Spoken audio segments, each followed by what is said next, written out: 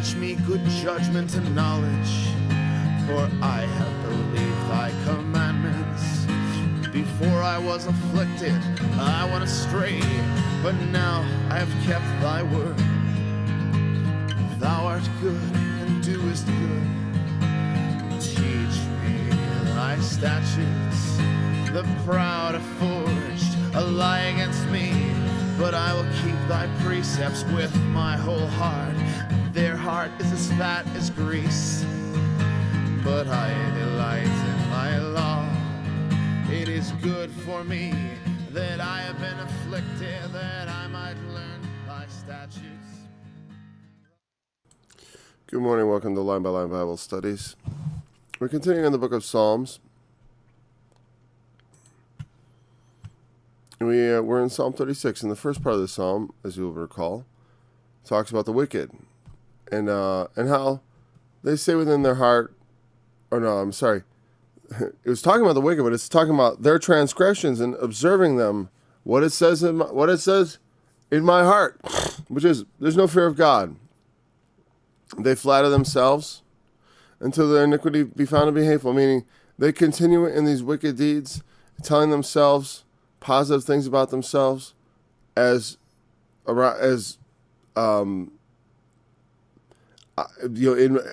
begin to it's the natural thing is that the more wicked people do things, the more wicked things people do things,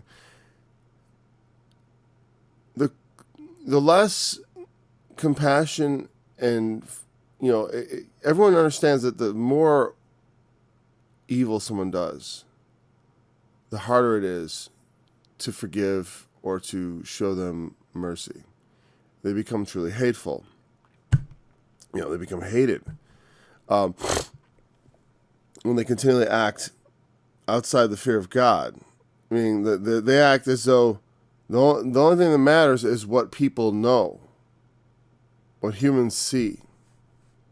Someone who continually acts as though the only thing that matters is what people sees. Why can't I get my grammar right? Is what people see. Someone who acts like that on a consistent basis is going to be, I don't want to say dangerous, but a highly antisocial. I mean, it's a very antisocial behavior, actually. If you think about it, someone who behaves as if all that matters is what they get caught doing by people. Because that's what it means by no fear of God. Sometimes there's people, some atheists don't believe in God, period. But some people have suggested that they actually do have some sort of God-like mental structure. They've replaced God with something in their mind. Something is working as an effectual or as an effective God governing their behavior, so that they do act as if they are accountable for all their deeds, even if, or at least many of them. It's hard to say because they don't believe in God, so they could tell me anything. They could tell me anything. Now, someone who says they believe in God could tell you anything, and they're lying. I've often suspected that of certain kinds of televangelists who seem to be only in it for the money. There's some who seem to be the ones who just basically run it like a money-making scheme. It makes you question whether or not there's any fear of God in them at all, if this is just a purely crass, psychopathic, sociopathic cash-in on other people's gullibility to believe someone merely because they surround themselves with the trappings of religion, or maybe perhaps, I don't know, sometimes they seem so gaudy and they're all dressed up in fancy suits and their hair is all perfectly coiffed. It should be obvious that they're hucksters, or whatever they happen to be. Which kind of wicked they happen to be, it should be obvious. But it's not. Sometimes, I'm just saying, it's to many people. when I was young, I thought it was like, even though they were gaudy and stuff, I thought somehow, but because they had the mantle of Christ on, they somehow still deserved respect or the benefit of the doubt. On some level, I like to do that. I like to give people the benefit of the doubt who do not seem to fit my mold of what's right. But, as like I says, if they flatter themselves in their own eyes and they're doing their wicked deeds, so they continually do things that they themselves say are okay, but that other people don't like, until his iniquity be found to be hateful. Yeah, and it's not, and in this case, when I talk about the fear of God, obviously, when I say they only want to do things that they can get caught by men, as far as they're only worried about what they might get caught doing. Obviously, when it says he flatters himself until his iniquity be found to be hateful, that's actually something that's being done in public. Whereas, when someone says that no fear of God, the lesser phase is where you pretend to fear God to other people. Where I don't fear God in my heart, but outwardly I pretend to be morally upstanding. That's sort of hypocrisy. There's no fear of God in that. And that may be the worst sort. But also there's the kind that doesn't fear God and it's open about it. I don't know. And it's hard in our society really to get away with that. I think in the ancient times it was more prevalent. Now we tend to get the secret, especially because we have wherever the influence of Christianity is strongest, you're going to find more secretive, hypocritical types of godless. And whereas if you find where it's more open and lawless, and there's less of an influence of societal morals and norms, especially Christian societal norms and stuff, where there's less influence of that culture, as it diminishes also, you'll find more of this. So I don't want to get too hung up on the verses we already covered. But I don't know if we covered it from exactly those angles. The words of his mouth are iniquity and deceit. See, there's something deceitful going on. It's not just straight up, I don't believe in God and I don't care what anybody thinks. There may be a bit of that, but there's lying going on, deceit going on. It's overflowing because they flatter themselves. Who sees me? Who knows really what's going on? I can get up here and say anything and they'll throw money at me. Though a lot of the audience is sitting there going, that guy is a complete rip-off artist. He's a scammer. The world's looking and seeing it. Who knows really what David had specifically in mind. It could be something political, some sort of, or just experience from life, just general experience, observation of human interactions.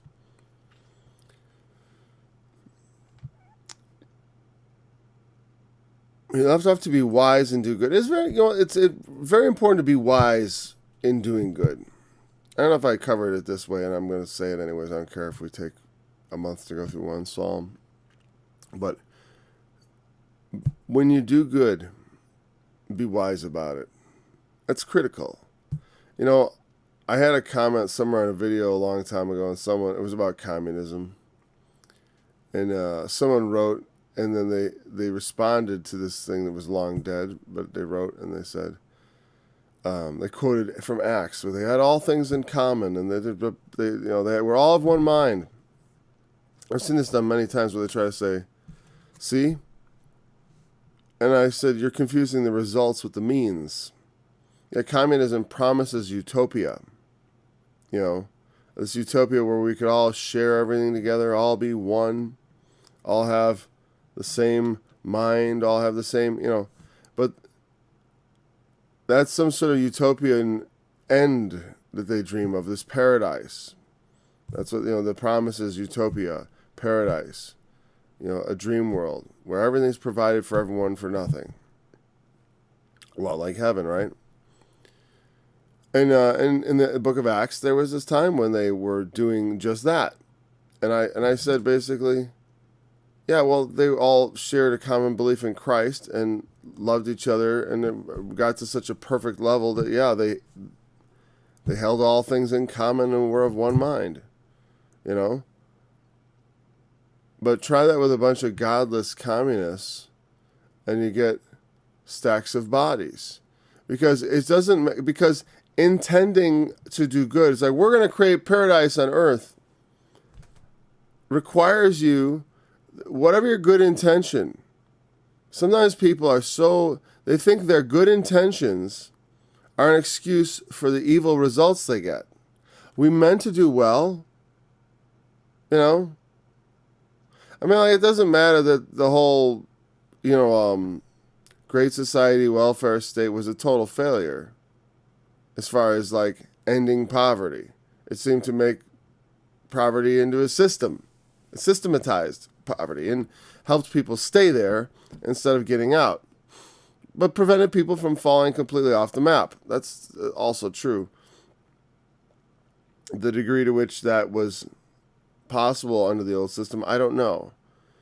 I always remember my dad talking about when he was a kid, there was a lot more, hobos and stuff. That was a byproduct of the Great Depression. I don't know, in the 40s and 50s with economic things booming, if that really was a big deal. I don't know. They still probably still talk, they still sang about hobos. I don't know. I don't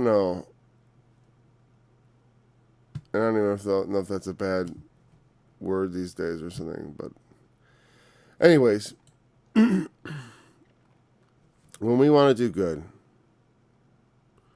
we bear the, if you want to set out to do, especially to other people. It's one thing that says, I'm going to do good in the sight of God in my own life. I'm going to walk the moral path. I mean, when you want to do good to someone, you have an important responsibility.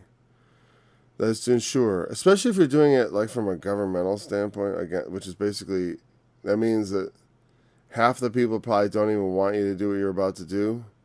And you're doing it to them against their will because about half of the other people thought it was a good idea. All you think it was a good idea, you have a duty to assess whether you're actually having a positive outcome by your good intentions. Everyone intended paradise on earth when they started communism, but for some reason it always ends up in a big horror show. That's because the thing they commonly believe in is just empty, vapid, like, nonsense. It doesn't work. Just because you intend paradise is no excuse for not attaining it. You know what I mean? Oh, we failed to attain it again. Oh, whoops, another million dead. What kind of, you got to take account and take responsibility for your crummy idea. Especially if you're still pushing it. If you're still pushing it, then, and that was the comment I was just like, and they commented back at me like, actually, I didn't say about like the responsibility, but like I said, these are the godless. And they basically said, keep talking about people, some nonsense, like basically thrown at me like that I don't ever do anything. No, there's basically accusing Christianity, because I'm standing in for Christianity right there. It's not me personally they're talking about. They're just saying Christianity. But they frame it as me, like, you personally, Paul, you never do anything. You just tell people to have faith about things or whatever, or Christian, like basically that it's, like reward, suggesting that religion is sort of like, and especially Christianity, it's all about believing the right things and not about actually doing the right thing. And I thought, well, and then I gave him the thing about first of all, I don't interact with people with their imaginations about what I think. That's annoying. It's like, you think this, and it's like, I don't like even interacting with that, because it's like, you don't know what I think. So if you want to know what I think, I'll tell you. If you're going to assert what I think, then we don't have a conversation, because that's stupid. Why don't you just tell me what you think? That's a lot more sensible. Then I'll know, at least I get some, at least you're telling me what you want me to think you think. Okay, that's at least closer to something that makes sense. Because I can even I don't need to know what you think. You can show me what you think, you can show me what you think, or what you want me to think you think. Show me that. Because I can tell a lot by what people want me to think. You know what I mean? Even if they're lying to me, I know, well, they want me to think this, huh? That's interesting. It's very informative. When people tell you what you think, that ain't worth nothing. Except, well, it tells me somewhat of what they think, but it's an annoying thing to interact with because it's like now we're talking about me. And we should be talking about abstract ideas in this context. So,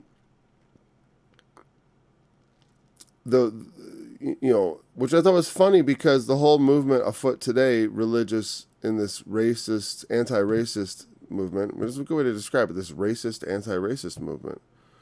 We have this racist, anti-racist movement, which of course is a contradiction in terms, but it is exactly a contradiction in practice also because most of these anti-racists are themselves racists, And in fact, a lot of them are trying to be anti-racist to do penance for the privileges they have enjoyed from their racist parents, from the racist past of the world.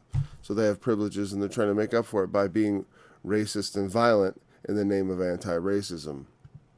And as silly and ridiculous as that sounds, that's genuinely what's going on for many people. Not every person is, I mean, there's a lot of that going on, right? And of course, their way of penance is mostly about having the right opinions.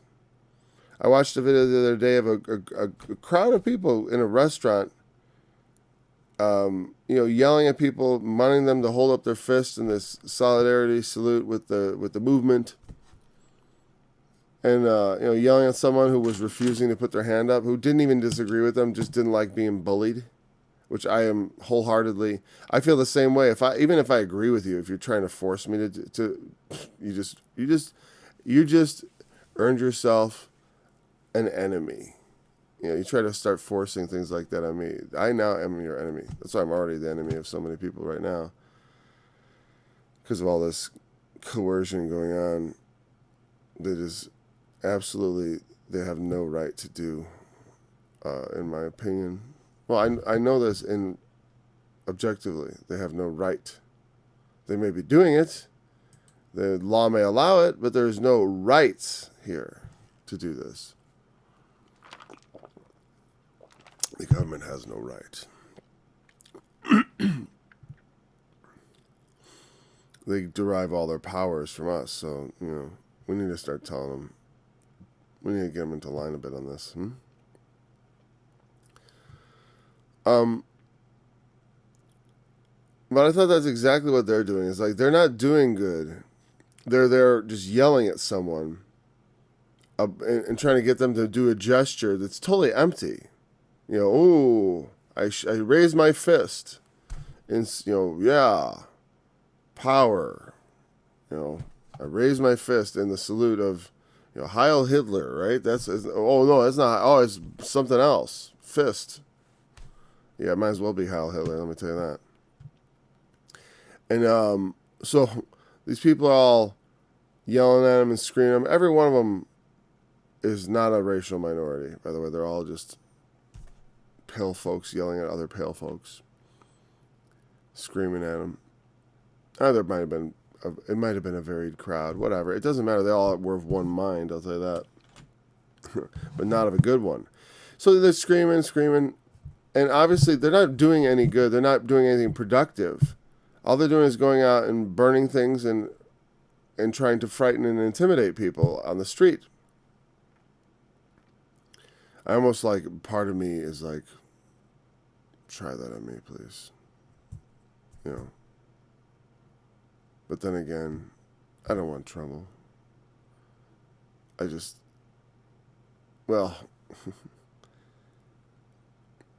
know that it's not that I don't want trouble, but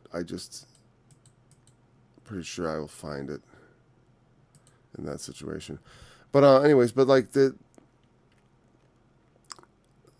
they think that by doing, that by believing these things, they can absolve themselves of the guilt, which is crazy.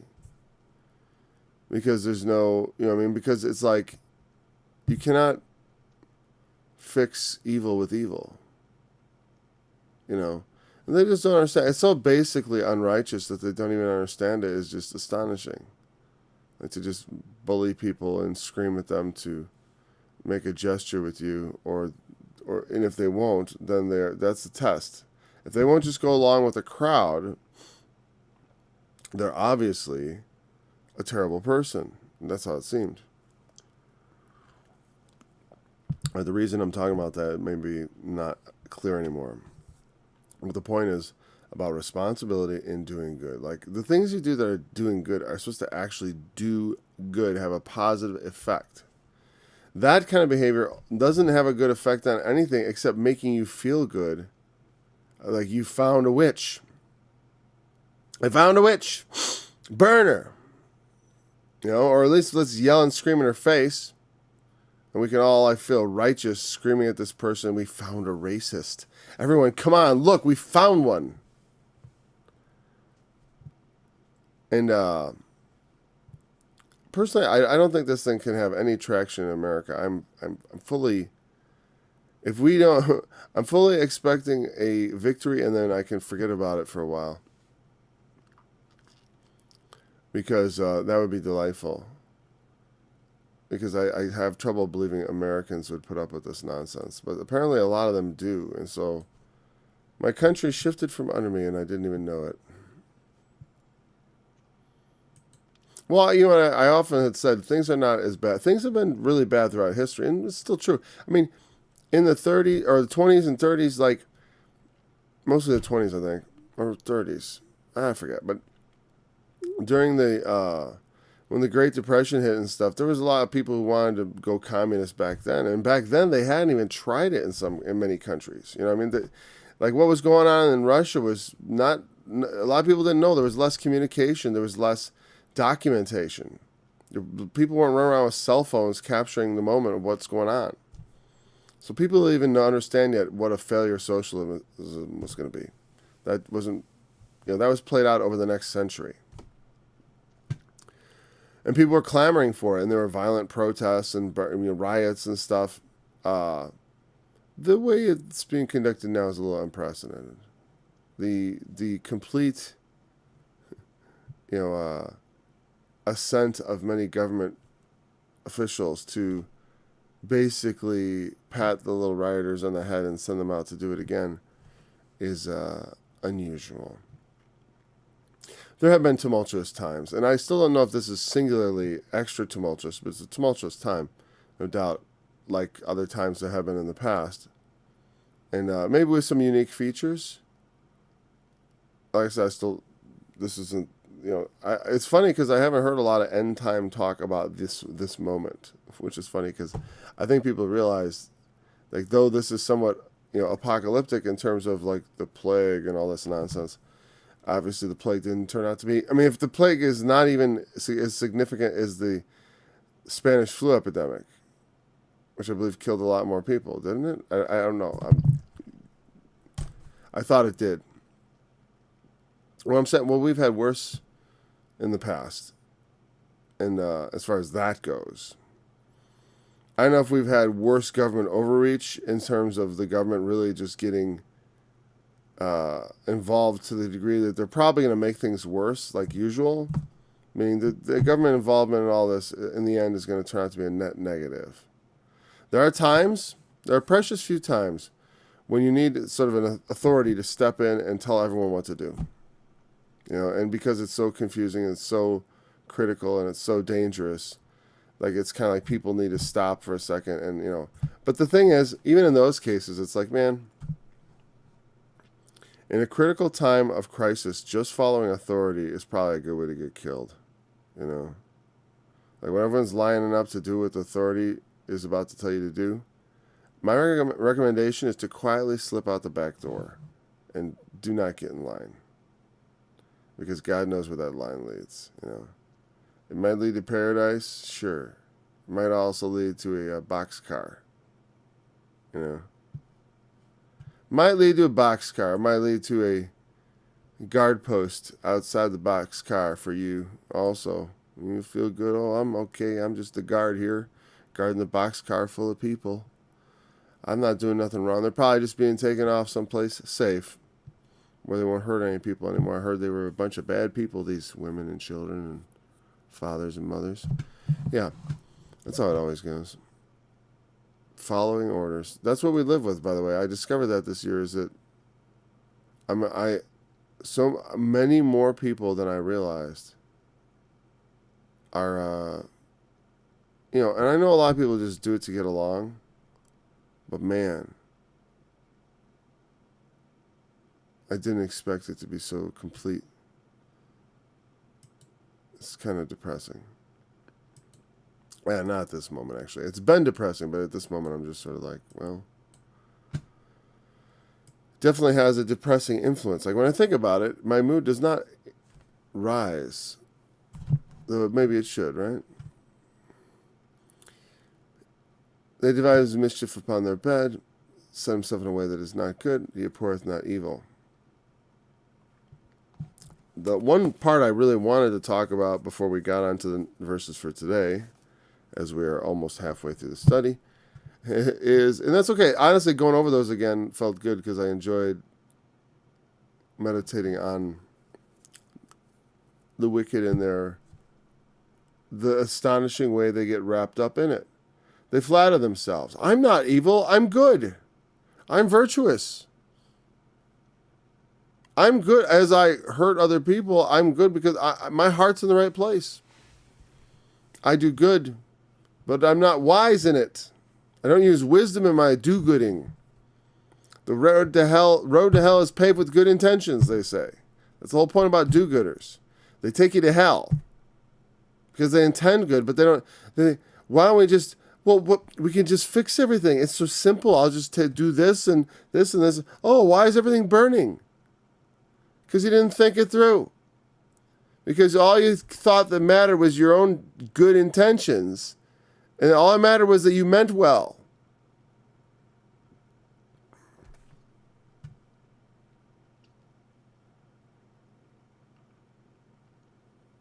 And this thing is that he abhorreth not evil. That was the part I thought. Did I even really talk about that? Because it's like some people just, they talk like evil. I want to eliminate evil and bad things. What it is they want to be the one who can take credit for solving a problem without actually solving it. That's what has gone on in our country for years. We're going to solve poverty. We have a war on poverty. We have a great society program. It's going to help everybody. It's going to raise everybody up. It's going to be great. And then they do it, and it's like, and then 30, 40 years later, they're like, we have systematic problems here where people are just stuck in poverty and blah, blah, blah. Well, should we get rid of this poverty program we used before? No, everyone's dependent on it. Oh. So you try to solve a problem and your solution backfired. It failed miserably, failed miserably to achieve what you were looking for. And in fact, may have made things worse. And now we can't get rid of it because the people who are suffering under your solution are so dependent on it, we can't get rid of it.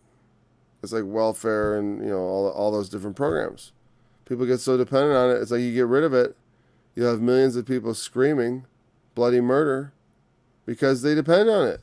And because as you put that program in place, the whole world bends around it.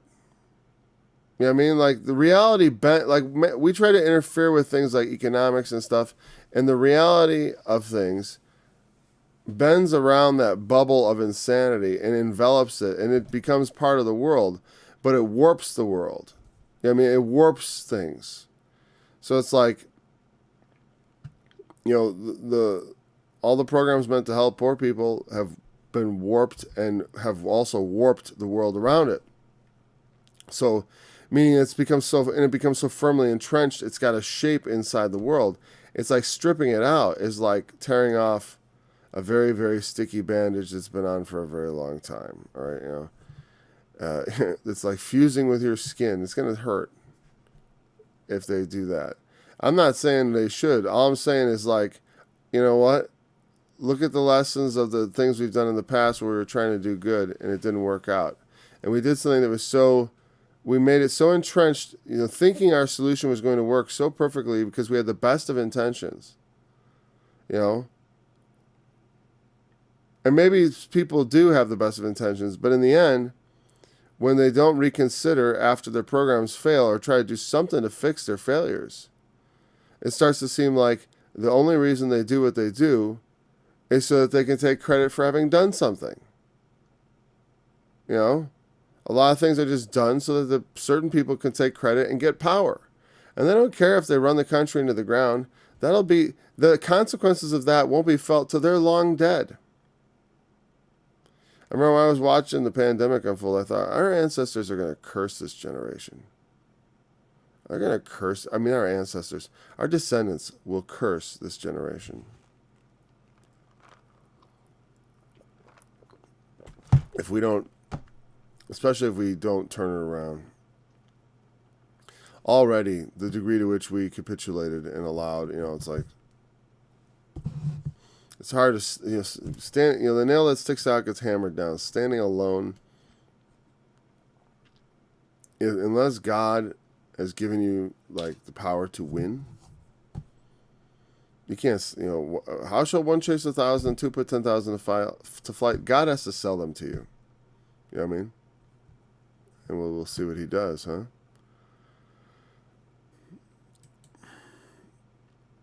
The wicked don't abhor evil. Look at all the assessment of the wicked. Man, it is so wicked. They have no fear of God. They don't hate evil. You have to hate evil to the degree you're willing. Like, here's how much I hate evil. That my own humiliation is less important than undoing the evil. You know what I mean? Like, when you do evil, meaning evil is, things that are destructive. Like, I could take an action trying to help somebody, but it turns out to be hurting them. I've done evil. I should hate that. But the human tendency is to be like, ooh, oh well, and like slink away quietly, hoping everyone forgets you were the one responsible for doing it. I understand that desire to slink off, like a dog that made a mess in the kitchen, rather than confront the calamity that you've brought about. People don't like to confront it. I've done something and I don't want to confront it. I want to hide. Understandable. But still, I understand, but that's like, it's like hit and run accident, It's not, it's like, you got to stand and face the music. You know what I mean? Can't just drive off after knocking a guy, leave a guy bloody on the street. I'm referring to actually, I was trying to figure, I wanted to see how many murders were in my area. Very few. But like, one of them was a guy it was classified as a murder. A man was killed riding a bike on one of the country highways at night. He was hit by a driver, on a very dangerous road. It was like even a person who's watching could look away for a second, and the curves and stuff, and like being out on a bike at night was a very bad decision on his part. But someone killed him, and then fled the scene. This was like 8 years ago. And I understand they flee the scene because it's like, I get away with it. Maybe they were drunk and they knew it would be homicide, Maybe that's what it's assumed. Because they hit and run, it's assumed to be a homicide,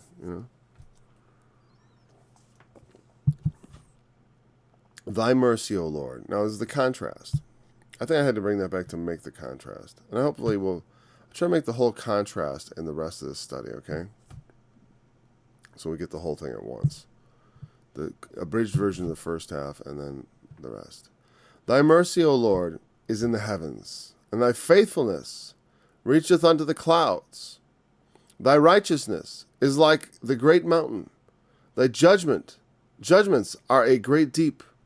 O Lord, thou preservest man and beast. How excellent is thy loving kindness, O God. Therefore the children of men put their trust under the shadow of thy wings. They shall be abundantly satisfied with the fatness of thy house. And they shall make them drink, and thou shalt make them drink of the river of thy pleasures. For with these is the fountain of life. In thy light shall we see light. In thy light shall we see light.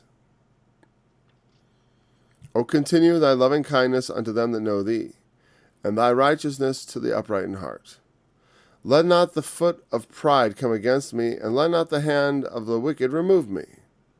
They are the workers of iniquity fallen, they are cast down, and shall not be able to rise. So that's kind of like the last pivot there, but let's see if we get the mercy of the Lord and all that. See a series of similes and metaphors. Like a simile, thy righteousness is like the great mountain. The metaphor, thy judgments are a great deep. So, how are they like these things? But, there's a lot of soaring rhetoric here. Thy mercy is in the heavens, and thy judgments are and thy faithfulness reaches to the clouds. So obviously, when he says these things, when he says it reaches to the clouds, it's like we said, how much I love you this much, like that sort of thing. It's a hyperbole. As far as it is just a metaphor, because it's like, obviously, you don't measure faithfulness in altitude, right? But the idea is that it reaches far beyond the human reach. God is much more faithful than man. His faithfulness reaches to the clouds. Man's faithfulness reaches to the point where you betray me, or the point where I've had enough. And God has enough in his own time too. I mean, be not mistaken. Like I said, the point of God's patience is because someday the patience will, the hourglass, the final grains of Satan will pass through the hourglass, and time of damnation will come. And the patience of the Lord will be at an end. But he waits for that day. He doesn't bring that day about until the time appointed. Though, as I said that, why did you hesitate? Well, except for the elect's sake, he hath shortened the days. But that, if he has shortened the days for the elect's sake, because without that, they themselves, it would be too much for their human ability to withstand. Or, and in a sense also, could God give them greater ability? It's like, well,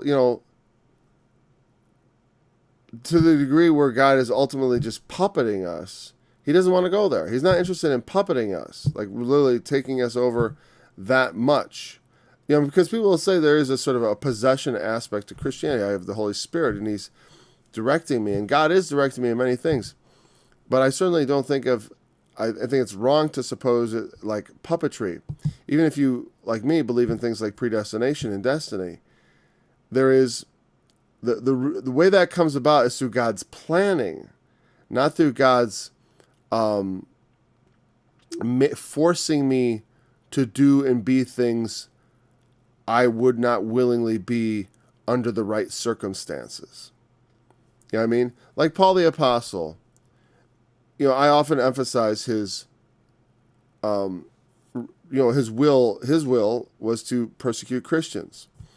But of course, with a direct revelation from God and Jesus Christ appearing to him personally and blinding him, and then having his sight restored and all the circumstances, under the right circumstances, he would give all that up and follow Jesus, because he was a zealous man for what he thought to be the truth.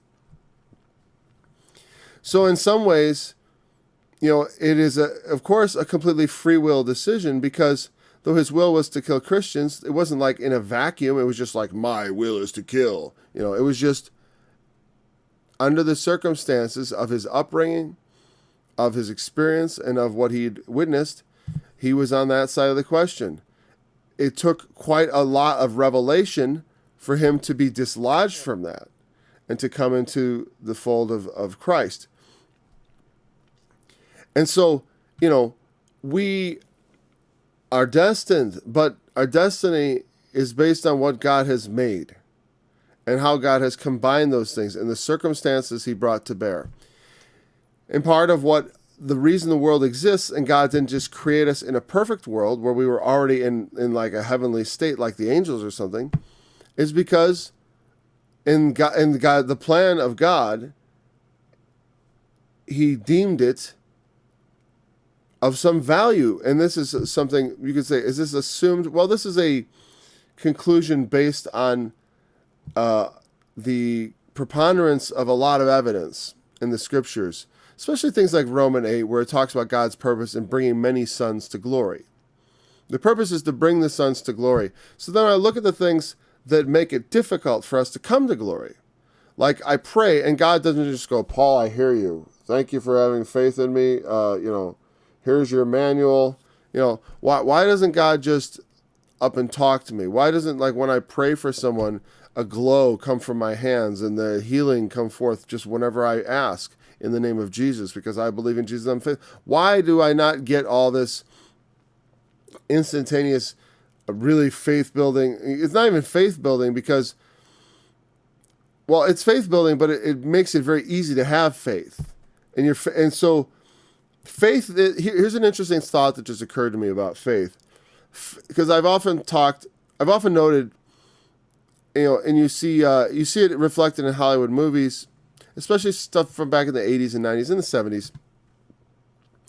The kind of left thought, I don't want to say liberal, the kind of thought that was skeptical of Christianity, the thinking that was skeptical of Christianity among intellectuals and artists.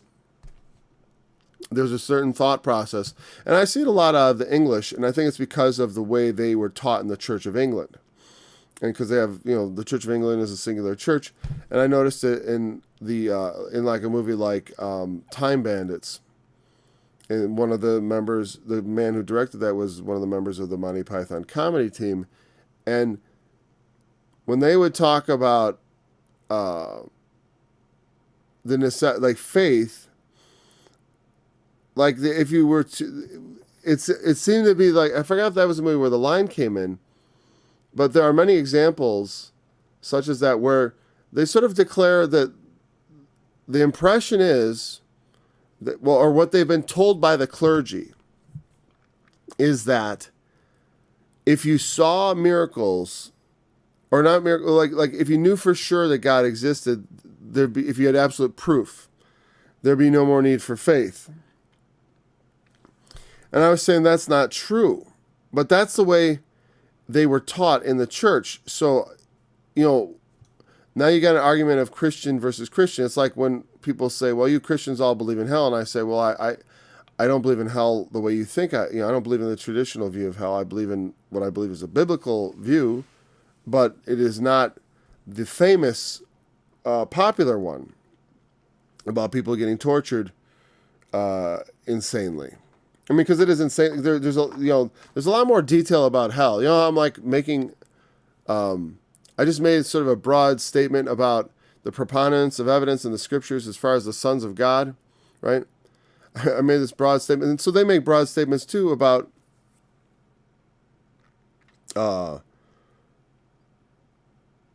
such things. I just want to get back to the. So, faith. Is it no more faith if I have proof? Well, I've always asserted that if you have proof, it actually just makes it easier to have faith. So when I received the Holy Spirit, I had a powerful experience, and it definitely increased my faith. But by measure, though, there's something about the ability to have faith without evidence. Faith is never based on no evidence. It's always based on something, right? But it can be very weak evidence. Like, for example, let's say I find I'm a detective for the police, and there's a murder, and I'm investigating it, and I find some bullet casings, right? And the bullet casings have no fingerprints on them, but they're of a 22 caliber. Okay, how they murdered with a 22 is, let's say it was a 38. All right, 38. Because I was gonna say 22, you can get shot maybe, unless they hit you in the right spot, you can get shot a lot with a 22, and you'd still be coming to breakfast the next morning. albeit you'd be awfully sore. And I'm not saying that just based on. I remember someone telling me about someone getting like gut shot like 10 times with a 22 and surviving and having a very painful experience in the hospital, getting all those little bullets out. And 22 is very small caliber. It'd be like being hit with a bunch of gigantic. I mean, it would be bad, guaranteed. But it's not. It's the kind of shot that's gonna hurt in the morning, but you may not notice entirely that you got shot right that moment. And you may say, how's that possible? But really, depends on the situation. Anyway, so I have these billet casings, and I say, oh, look at it's a 38. John Doe down the road has a 38. It must be him. You know what I mean? I believe he did it. I have very weak evidence, and I've made a leap of faith. It's not very reliable as far as the veracity of my faith. You know what I mean? I made a leap of faith on very weak evidence. But let's say I have all this proof and stuff, and it's like, well, then I just know, right? But, or I think I do. You know what I mean? It's like, there's always reasons to question evidence. Let's say I have a DNA test. So, well, what if something went wrong with the test? What if actually it was intentionally wrong? What if there's malevolent work? Someone's framing somebody up. There's all kinds of reasons evidence might be skewed or wrong. Like I said, Jesus came down from the sky and talked to you last night. You walked out of your house and saw a bright light in the sky, and then Jesus floated down and landed in your yard and talked to you and told you all kinds of important things and put the fiery coal to your lips. That happened. Well, you understand the skepticism. You might have just had an imaginary thing happen. Or maybe you just imagined all. Maybe you were dreaming. It was so real. Yeah, but that sounds so crazy. It's like you must have been dreaming. Right? Or not. I know someone actually who went from being I forgot if he said he was agnostic or atheist. Probably more, I imagine a little more agnostic, right? Because a lot of times people don't believe in God, but they don't. It's not that they are strongly against God. Often those people come from religion. There's some people that come from a non-religious background that just don't have a lot of opinions about God. And so they're kind of practical atheists, meaning they don't believe in God. But on the other hand, they are not so adamant against God that, they may be better characterized as an agnostic because they haven't really taken much thought for it. It's not that they say there is no God. It's just that they're like, I don't have any, I have no reasons to believe in God, or they haven't thought, meaning maybe they just haven't taken them up. So they may not even be hostile.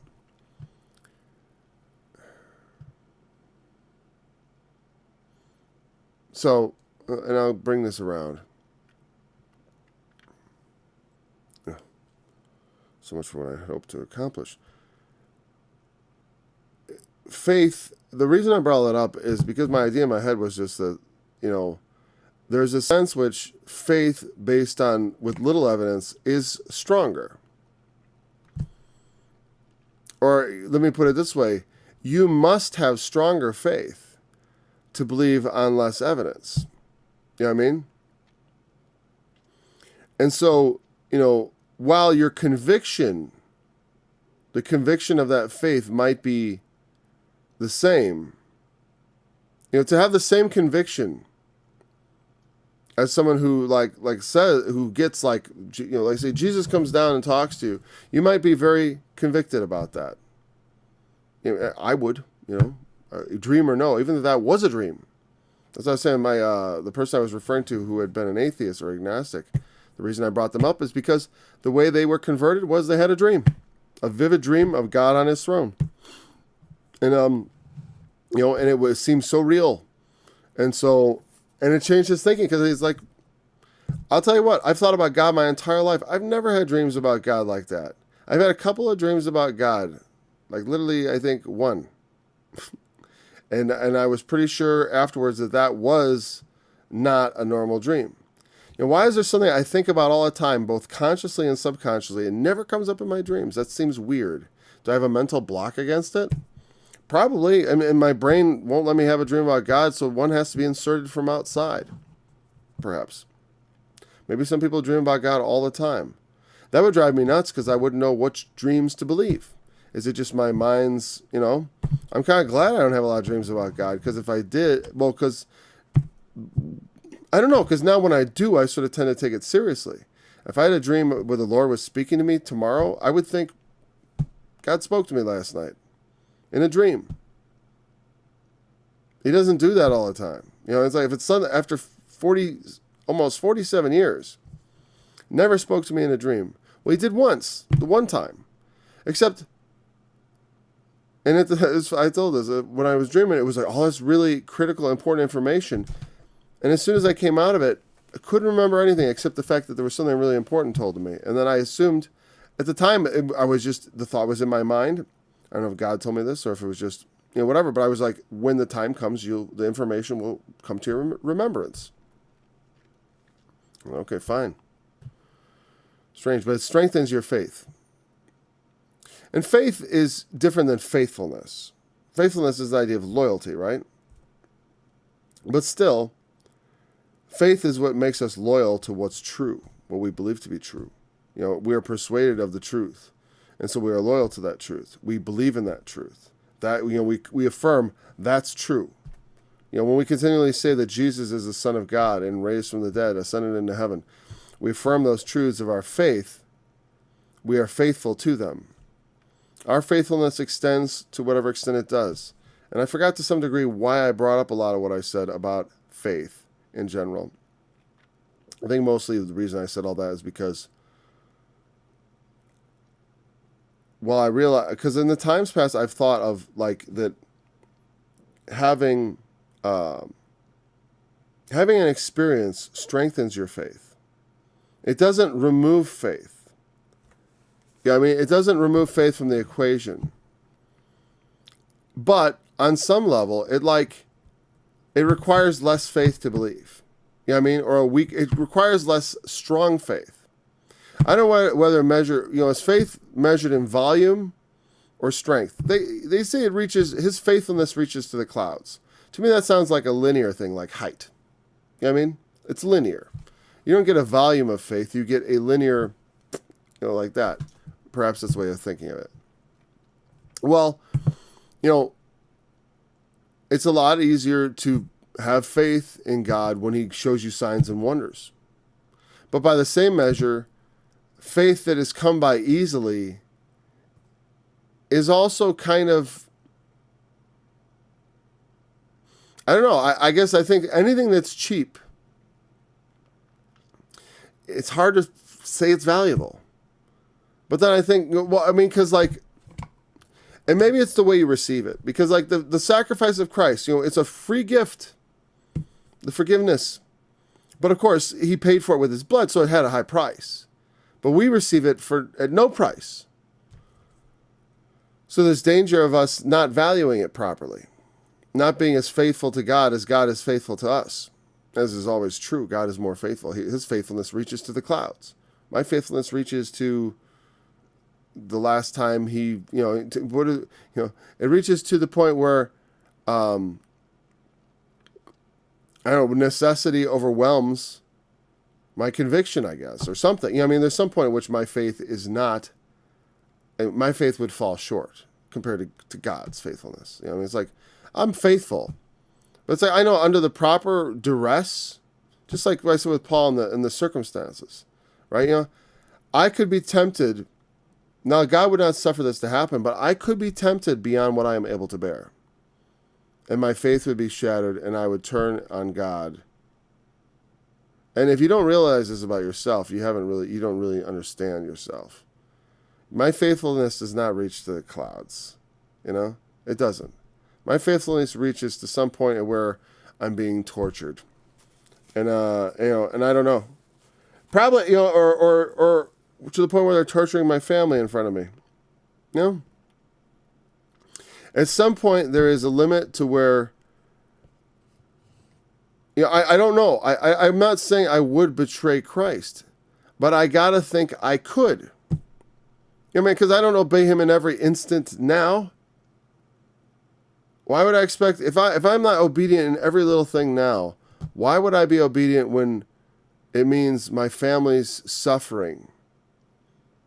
You know what I mean? Because maybe I say my family's because I think about it, it's like, I don't know if that there's any amount of torture. I could get a sick pleasure out of being tortured and not giving up. It's the only thing I can do to fight back. Like, you want me to renounce Christ? That's the one thing I won't do. I could see that. I mean, I can see myself not for my own sake, but for the sake of people. So I have vulnerabilities. I don't think I'd mean it. Peter denied Christ, but I don't want to reserve that as like an out. I would like to think that, like, I'll just watch them die and say, I still love my Lord. I'll see them in a little while. You know what I mean? But it's like hard to watch something right in front of your face. Maybe that's why we should say, my faithfulness reaches to the earth. It's to the things that happen in the earth. And my faithfulness is earthly. It's a man's faithfulness. It's fallible. But God's faithfulness, and man's mercy also is in the earth, in the capacity of what the earth will support, and what a man can tolerate, what a man can endure. That's our mercy is limited. God's mercy, when it says it's in the heavens, it's not saying it's like, well, that's up, or it reaches to the clouds. Let me tell you this. When it says God's faithfulness does not end at the clouds. It reaches the clouds, and that's where we lose it. You know what I mean? It's not that it ends there. It's that that's the vanishing point. We can't see it any further. How high does his faithfulness go? To the clouds. And like, well, does it end there? I don't know. I can't see any further than that. The mercy of God is up there, and it's going up and up and up. God is faithful. Thy righteousness is like the great mountain. Another simile. The great mountains, plural, meaning immovable. That's the idea of a mountain, is it is immovable. Yes, I know earthquakes, volcanoes, mountains do move, plate tectonics, but it is a simile just like the clouds. It is the most stable thing we could refer to, much more stable than human righteousness. Much more established than human righteousness is a great mountain. A great mountain's position is unlikely to move, at least in the short term. You know what I mean? At least by comparison to man, where we, from day to day, month to month, year to year, change. Mountains, year to year, the changes they have, are, the plates are moving at a couple of millimeters a year and all this stuff. It's like, it's a metaphor. Now I'm meant to be taking super literally, just like God's faithfulness is not just like a line that just ends at the clouds. The judgments are great deep. Now, so the mountains and the judgments are like this juxtaposed, is almost like opposites. It's like the mountains are this righteousness. This is like a mountain. It makes you think of like it makes you think when Jesus said, "Be thou removed and cast in the sea," to this mountain. I don't know, because sometimes the wickedness of the world is like a great mountain. It seems immovable. But by the power of God, even the great wickedness of the world can be moved. Thy judgments are a great deep. In general, I think about just reading this psalm. I thought we'd be done today, but obviously I've used up way too much time. I'm 2 minutes from the hour as far as the length of the study. And I can go over, but even going over, it's like I feel like I would rush this, but we'll see. But because it's like, okay, what does he mean here by preservest man and beast? He preserves man and beast. But anyways, like in my studies, I just we spent an hour on verses 1 through 4. I spent another half hour today. I could just stop and spend another hour on Monday. And there'd be and I could spend another hour on Tuesday. I could just take these 4 verses and continually break them down. And there would never quite run out of ways to apply them.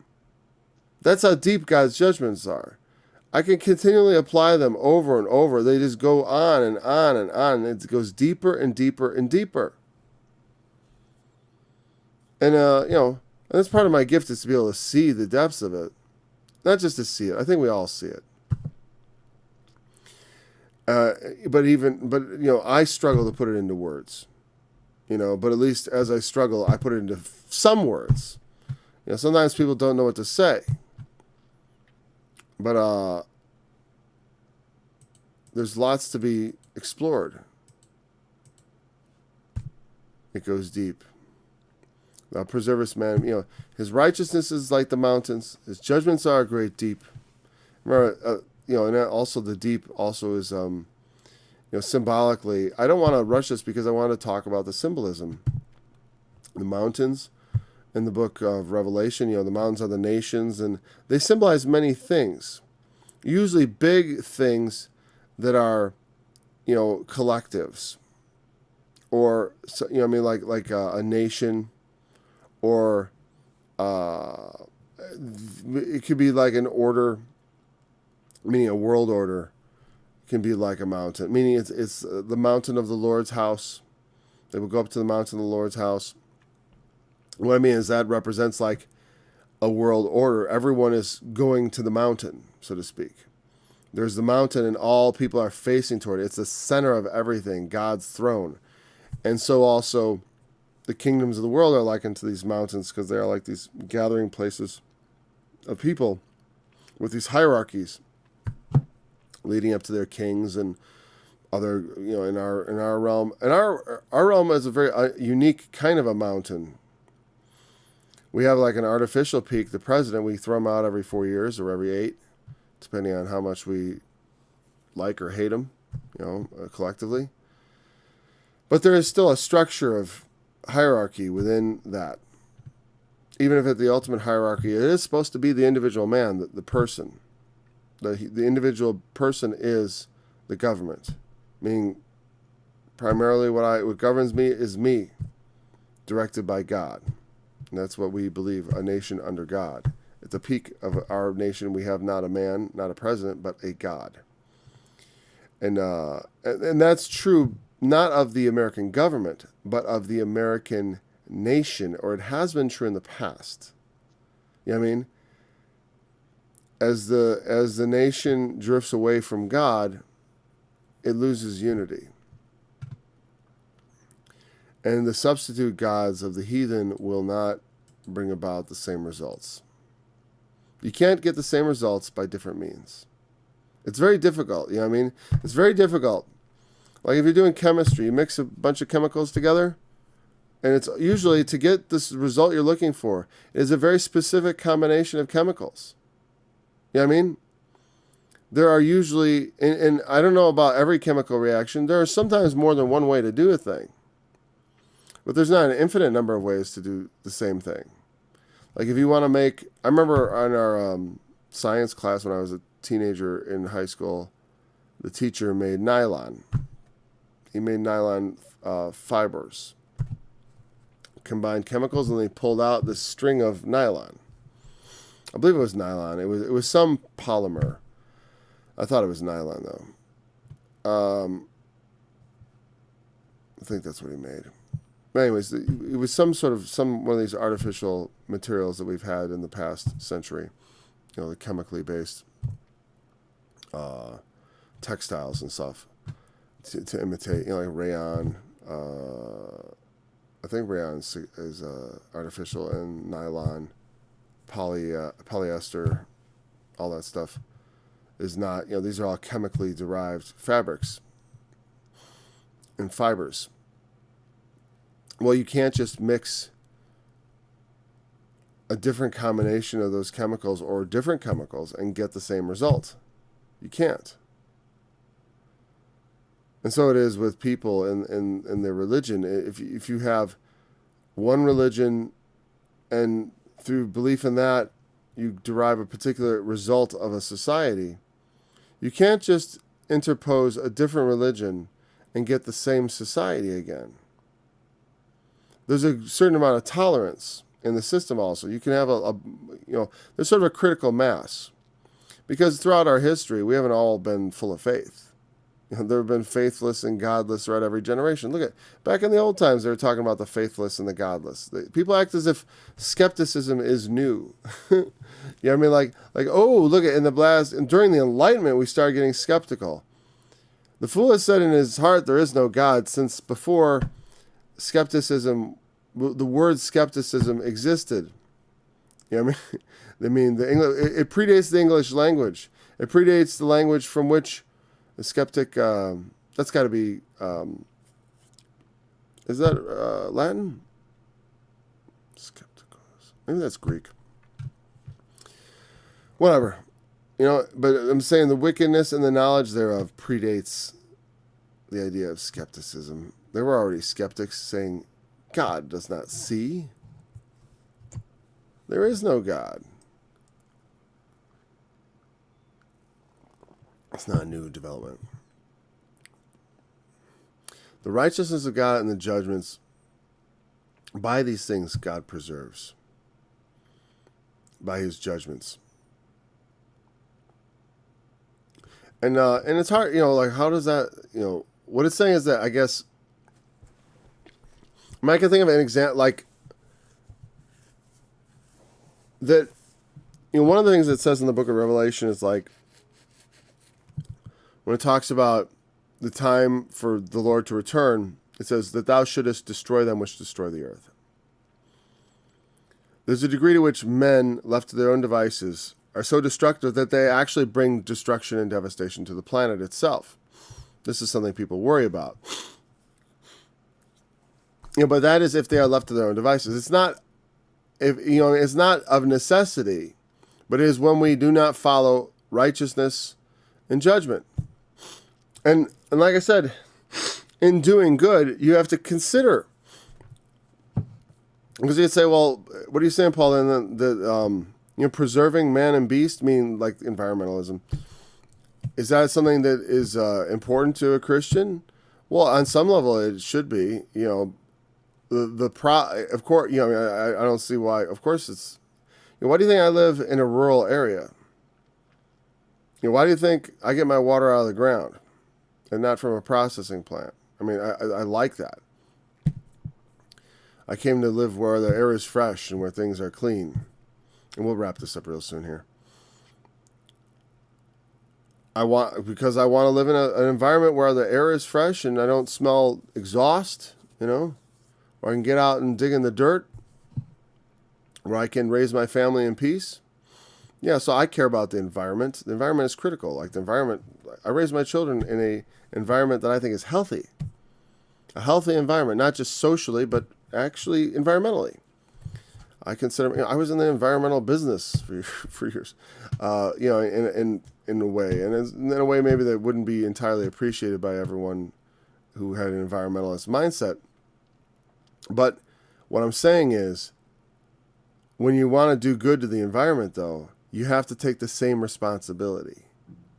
Like, what are the consequences of my action? There's a lot of people who say, saving the environment is all that matters. We just got to do something about it. And the only purpose of doing something is to show we care and to take credit. So they want to do things. They're basically using, honestly, the politicians are using it as an excuse to put in changes that they already wanted to make everything a bit more communist, because they think they can achieve this utopian goal. They think they can save the environment. And doing right and executing judgment will save the environment. You know what I mean? But when you go about trying to save things, you got to save it in such a way that you don't create so much collateral damage that it wasn't worth doing. And most of the solutions people suggest, the reason people don't want to do them is because they would result in human calamity. And saving the environment, like the way you do it, is not by bringing about human calamity and suffering. What's the point of saving the environment? Just for the environment? The environment doesn't care about the environment. The earth doesn't care about the environment. You know what's funny? The earth loved being a volcanic hellscape early in its history. Early in its history, the earth was a volcanic hellscape. Okay? It was a volcanic hellscape. And you know what? The earth was awesome as a volcanic hellscape. I would have loved to visit the earth as a volcanic hellscape and seen it in its early phases. I would love to see that.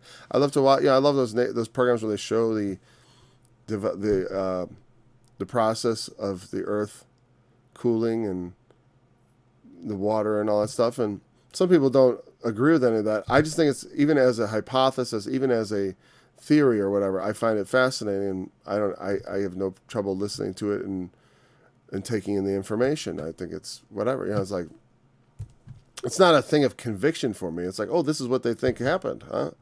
People who study these things. And some people get upset because they think it doesn't jive with what they think the Bible says about such things. It's like, I don't understand where you're coming from on that one. I don't, because it's like, I think you just, like I said, in many cases, just way too literal in your interpretation, and in a way that you're using the Bible in a way it was not intended when it was written. It wasn't intended to be a geological handbook. It was not the purpose.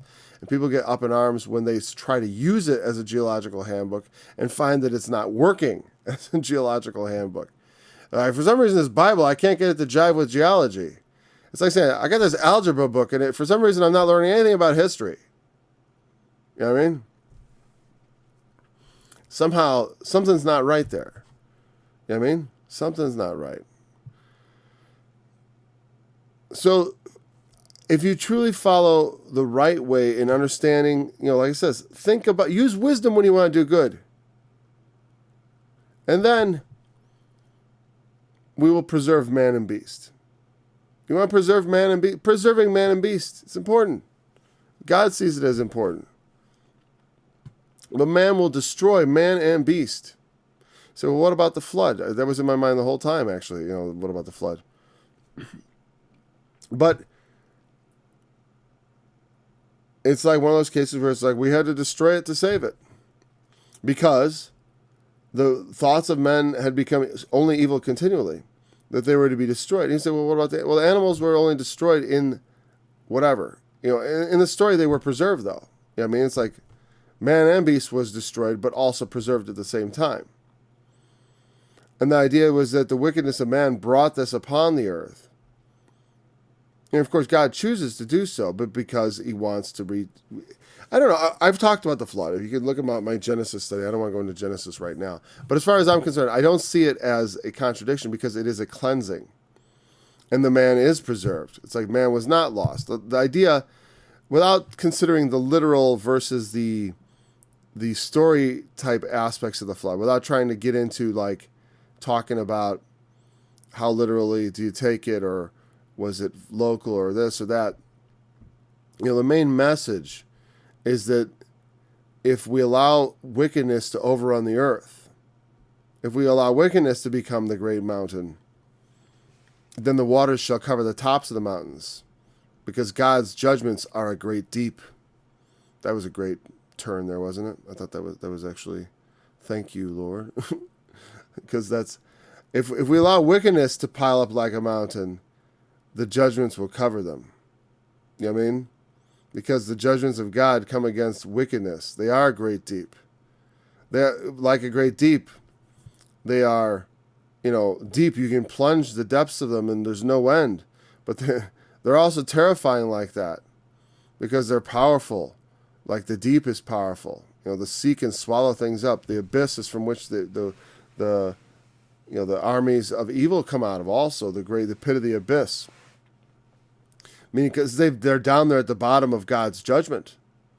Down underneath, buried under all the weight of God's judgment, under the abyss, in the pit, like under the courthouse, so to speak, the jail, they come forth.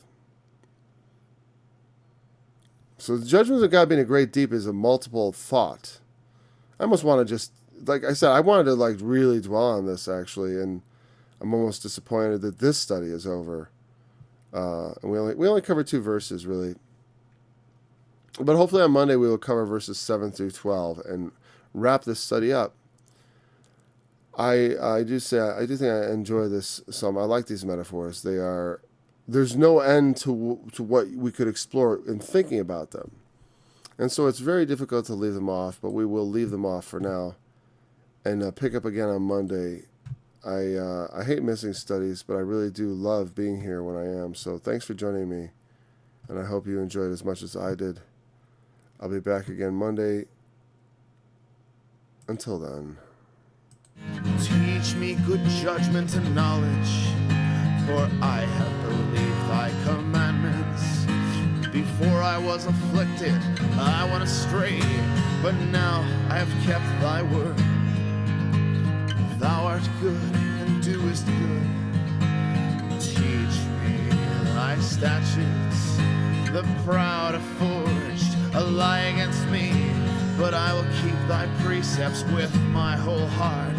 Their heart is as fat as grease, but I delight in thy law.